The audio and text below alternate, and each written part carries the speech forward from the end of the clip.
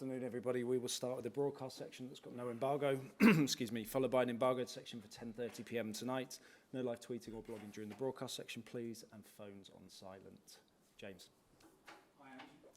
What's the latest on James Maddison's injury?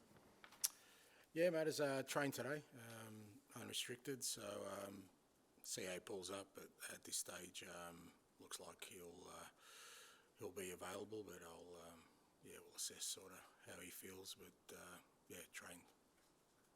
Last week you spoke about the need to trim down the squad. Since that, there's not been any major outgoings. Is it becoming more and more unlikely that you'll be able to bring players in between now and the end of the window? Not necessarily.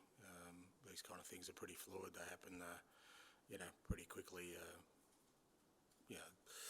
At the moment, I think you can see, but just doing the maths, we've got too many players in terms of when we submit our final list. So there'll be guys here who won't be on that list if nothing changes. So I'm pretty sure that'll change, and so from now till sort of the end of the window, I'm sure there'll be some movement.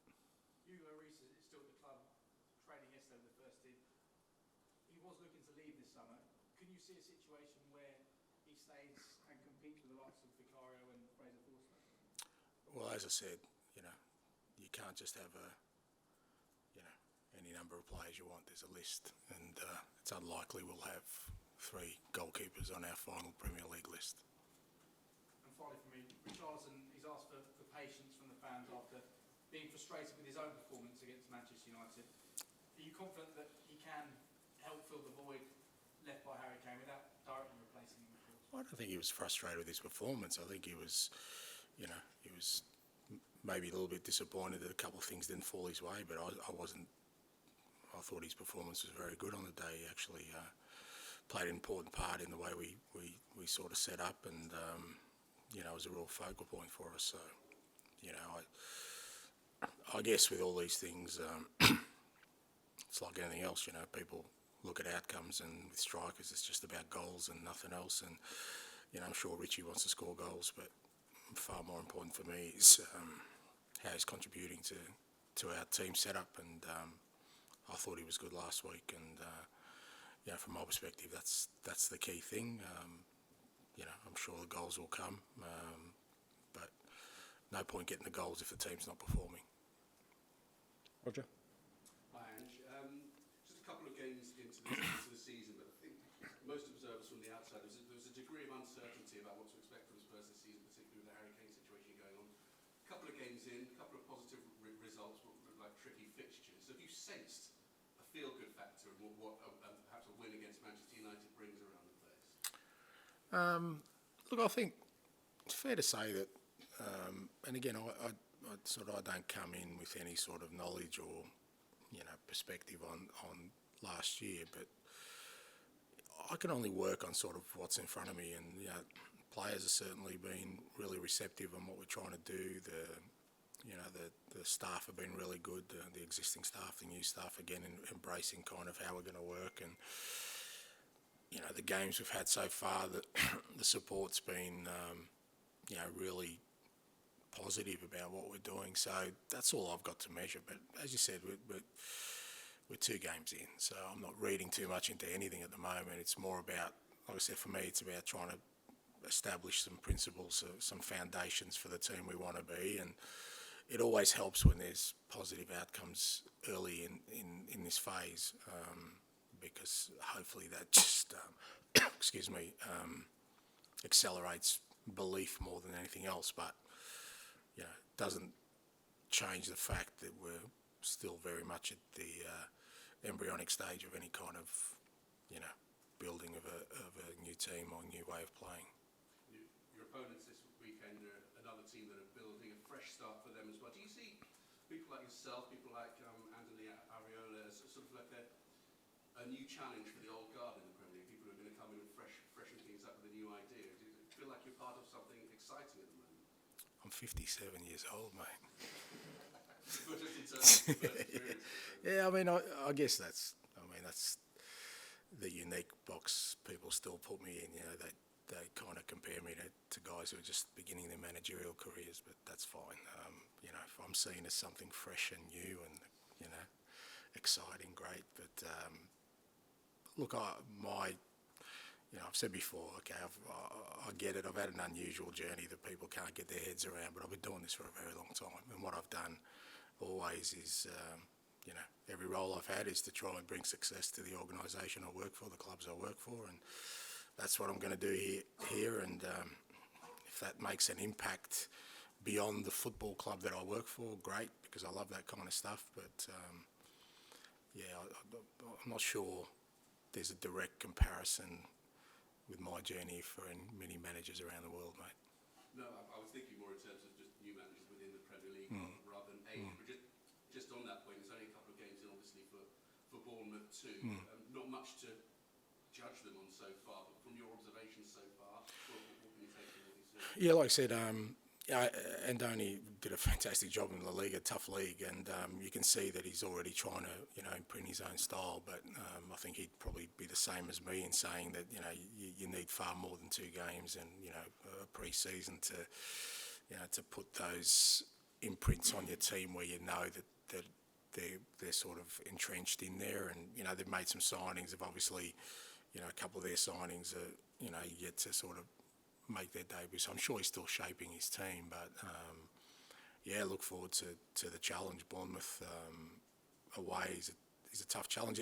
I think you already know, irrespective of going there, that there's definitely a resilience within that group, within that club, because I think for most part every pundit would have had them going down last year, and yet, you know, they ended up being a real, you know, strong opponent and competitor against everyone. So we're not under no illusions the challenge of, you know, playing them on their home ground. So looking forward to that, because it'll test us and kind of where we're at the moment. Sam? Hi, Ange.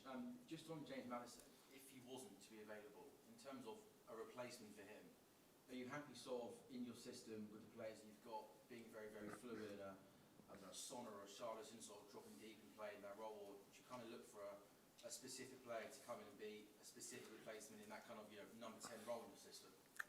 No, I think, you know, the kind of way I set up my teams I always have is it's never kind of a like-for-like replacement in anything we do, because I just think you're kind of fixed into one way of playing, and I think every player, you know, brings, you know, their own qualities to an existing structure. It makes you, you know, less predictable. So, you know, if Matters wasn't to play, then, you know, we've got guys like, you know, in the midfield, Pierre and Gio and Skippy, who, you know, can fill that role their own way. And I don't think it would affect us as a team, hopefully. Again, you know, just with the disclaimer that we're still very early in this phase of building a team. But ideally, that's what you want going forward, that if somebody misses out, doesn't mean we need a like-for-like replacement. It's the same with the wingers, same with the, you know, defenders, the strikers. I like players who bring something different, because it allows you to have flexibility within a fairly, you know, defined structure. Someone that came into the team last week was Sarri midfield, obviously scored and had a great game. Sort of him and Basuma in that middle of the park. You obviously got Bentancur to come back in. How pleased are you with the options you've got in that midfield, and certainly the strength and depth? Yeah, so far so good. Yeah, you know, like I said, you know, Biss and Pape have been, you know, really good. Yeah, they were here pretty much from when I arrived. You know, a lot of the other guys were away on international duty, so those 2 guys were here pretty much from the start. And yeah, they've always had a good energy about them. But you know, Skippy's been good whenever he's played for us, and you know, he brings the same kind of energy. I thought Pierre was really good coming on the weekend. Gio's been a bit unlucky, hasn't got any game time, but, you know, again, been really impressed. So, and we're going to need it. Again, we're 2 games into a long season. We've already seen other clubs having to sort of cope with injuries. I'm sure, you know, at some point that's going to hit us. So we're going to need a strong squad. We've got 3 games next week, so 3 away games. So, you know, we're definitely going to use just about everyone in the squad through that week, so it's important to know that they're ready to go. And last week in this press conference, we spoke for about 15 minutes about your love for podcasts and Peter Andre and Kylie Minogue. Have you given anything else to try over the last week, or did you just talk football, no no time for podcasts, Ange? I'm not your weekly reviewer or recommender. Mate, do your own research, mate. You want you to be though. You're so good last week. No, that's you can offer something to me. No, it's fair to say that this week and probably next week, most of my time on the road will be spent probably talking to someone with everything that's going on. Maybe do you think it's Ange Postecoglou you can try and I'll do my best, mate. Ali. Can I just ask you exactly what was the problem with James Maddison? I think it was an incident with, I think when Romero got brought down and then he had a shot and there was kind of a block tackle, so his ankle was a bit sore after that. So, the medical team sort of looked after him. Obviously people see him in a moon boot and think that something serious, but there was more precautionary and we've been pretty careful with him. There's no real push to have him available or kind of left it up to him, but he's felt really good. Probably could have trained yesterday, but the medical team kind of wanted to run him through and just make sure he was okay. But like I said, he trained today unrestricted, so it just depends how he pulls up. But obviously nothing serious. A player I want to ask you about, played well at the weekend, Pedro Porro. There's some doubts outside the club that maybe about him fitting into a right-back role rather than a wing-back role, and also the defensive kind of things he'd need to do in that. Do you feel like this was a performance that dispelled some of that? Again, I'd be reticent to read stuff that's kind of, all-encompassing after one or two games about anybody, whether that's Pedro or us as a team. He performed well last week. He's performed well through his pre-season. I really like him as a player. I think, as a fullback, he's got some really good attributes for the way we want to play. He's very mobile. He's good technically. He covers the ground well, and his instincts are pretty good, both with and without the ball. But he's 23, so we've got a pretty young, apart from Romero, young sort of back four at the moment. And even Emerson's in a similar boat. I think they'll develop as we go along. But both of them, all our fullbacks at the moment have found a real willingness to be open-minded, because it's fair to say the demands of our system on fullbacks is a bit different to others. So you need players who are kind of open-minded enough to want to take that information in. And I think all the boys playing those positions at the moment are really keen to keep exploring kind of the way we play. Last season and previous seasons, he's used to being starting every single game. It was part of the leadership group. Now, obviously, he's only had those minutes against Man U and not part of your new leadership team. How's he kind of dealing with that? How's he coming across? Yeah, fine. He's training well. I mean, look, I think, again, I get it that people want to sort of read things into that. It's not, when I announce the leadership group, it's not so much about, the people who are in the building and are experienced don't have a role to play in that. But if you want to change, you have to change.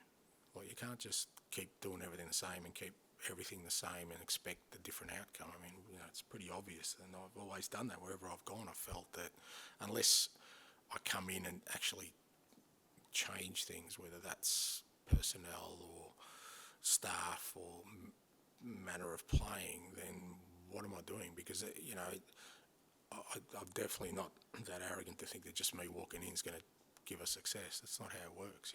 You have to actually make meaningful change, and that's what the club wanted. I assume by appointing me, they wanted to go in a different direction, and then it's about making those decisions that institute change. But it doesn't mean that's not a reflection of anything that's happened in the past or on people in the past. It's about then, with that change, does it bring more out of people? And Pierre's in that boat. He trains really hard every day. I thought he played a really important role coming on for us against Man U the other day, and he's part of this squad. And I haven't seen any evidence that he's diminished his role or is not happy. But at the end of the day, all of them need to fight for their positions, and they need to fight every day. If we're going to be successful, that needs to happen on a daily basis. So you've got hopefully a couple of players in every position who every day are pushing themselves to be the best they can be. Okay, we'll end the broadcast section there. Move on to the embargoed section for 10:30 p.m. tonight. Tom?